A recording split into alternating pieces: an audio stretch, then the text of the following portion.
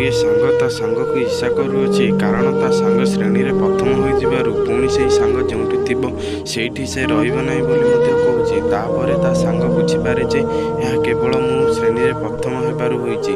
तापर से परीक्षा रे जानी जानी फेल होई गला एवं सांग बहुत माड़ गाली खाइला। यह देखि तार सांग को खुशी लागी आ गोटे झीटे आसी ता सांग को कहिला, तू जानिचु गेंडू कहा पाई फेल हेछि? तो पाई मो पई हाँ से परीक्षा रे फर्स्ट हैला बोली तमे माने समस्ते खास करी तू ईर्षा करी ता संगे केही भलरे मिसिलनी कि ता सहित सांग भी हेलनी। सेथि पई से डिसाइड कला मु मो सांग को छाड़ी रही परिबिनी। से फर्स्ट हैला रु तू ता सांग हेलुनी किंतु से पाठ को छाड़ी सांग को धरला।